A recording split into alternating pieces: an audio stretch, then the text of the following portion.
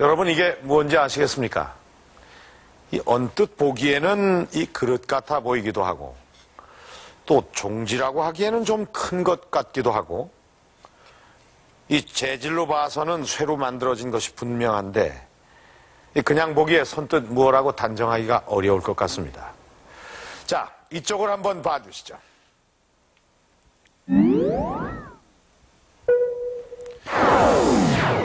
이 유물을 당시의 모습 그대로 복원해 놓은 것이 바로 이 투구입니다. 이 복발이라는 유물은 이 투구의 맨 윗부분에 얹혀져 있었던 것으로서 이 투구를 쓰고 전투를 벌일 때 머리에서 가장 중요한 정수리 부분을 보호하기 위한 것입니다.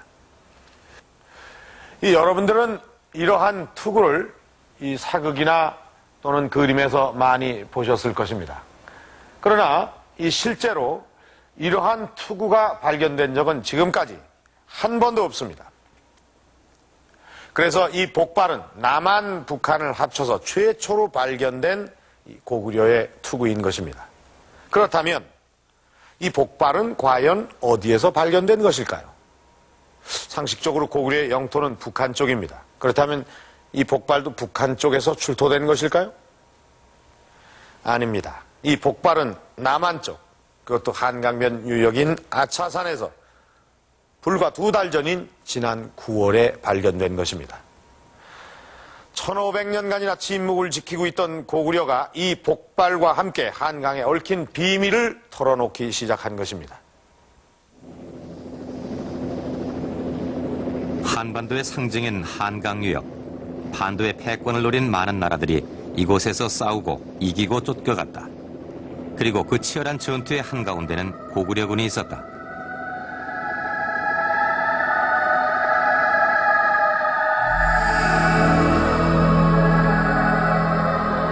지난 9월 아차산 일대를 조사하던 발굴팀은 흥분에 휩싸였다. 남한에서는 최초로 고구려군의 군사유적이 발견된 것이다. 기록으로만 남아있는 한강유역 고구려군이 그 모습을 드러낸 순간이었다.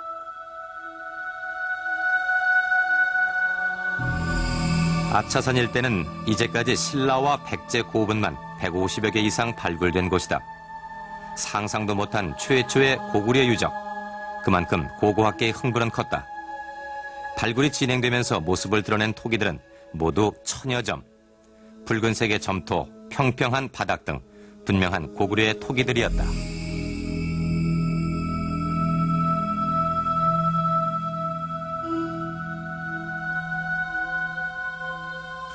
고구려 관계의 산성을 완벽하게 발굴한 것은 처음 있는 일입니다.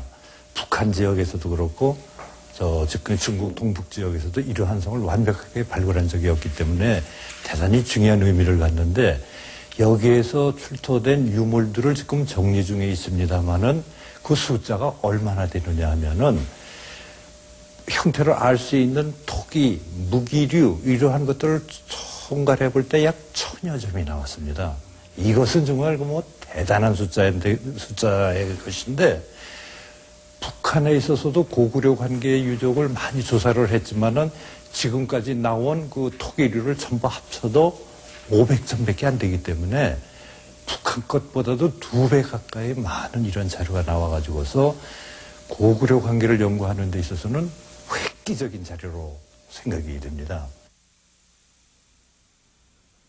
유적이 자리한 곳은 아차산 능선의 마지막 봉우리, 서북방으로는 용마산과 연결되는 지점이다. 성벽에 둘러싸여 발굴된 유적들은 모두 7개의 건물로 구성되어 있었다. 지금 이 자리는 큰 45m나 되는 큰 막사의 가운데쯤에 지금 저희가 서 있는 지역인데요.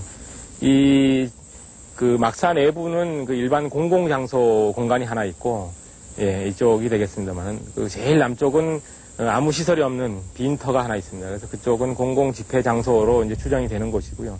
나머지 지역은 온도를 하나씩 끼고 있는 방으로 구성되어 있습니다. 그런 방이 3칸이 있고 물을 저장하던 그러니까 집수장 그런 시설이 2개가 있습니다.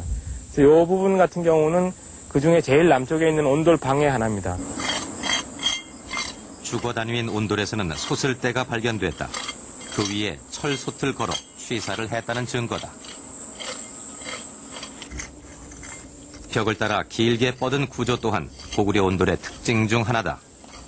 비교적 추운 지방인 고구려의 온돌은 취사뿐만 아니라 보온의 역할도 동시에 할 수 있게 만들어졌기 때문이다. 바깥쪽으로 그 벽체 구조가 지금 남아 있습니다. 그래서 이쪽이 그 온돌 벽체, 온돌 있는 건물의 벽체가 되겠고요.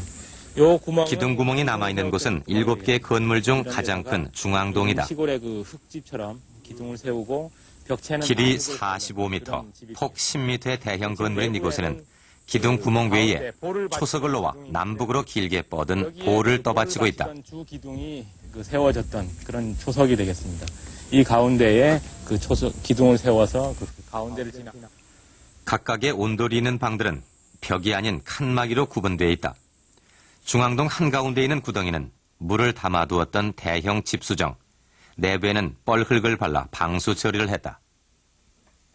그래서 여기에서 물을 그 퍼다가 이쪽에 있는 그 취사 단위 공간에서 취사 행위를 하고 거기서 남는 물은 여기에 보이는 이런 그 배수구 시설을 이용해서 물을 버리게 되겠습니다.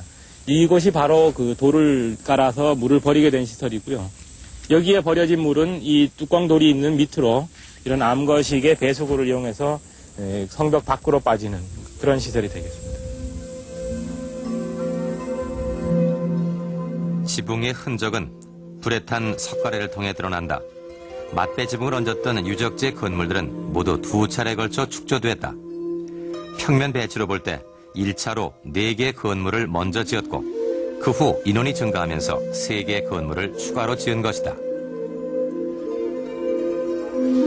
유적 아래쪽 성벽에는 군사 유적의 증거가 있다. 성벽을 튀어나오게 쌓아 적을 막았던 방어시설, 치, 바로 그것이다.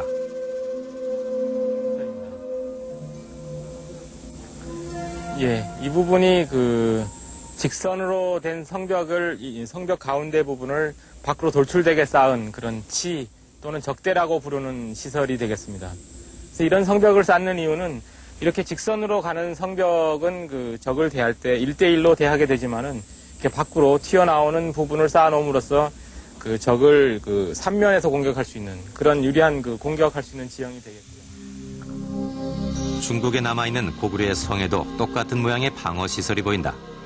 다만 아차산의 군사 요새는 규모가 훨씬 작을 뿐이다.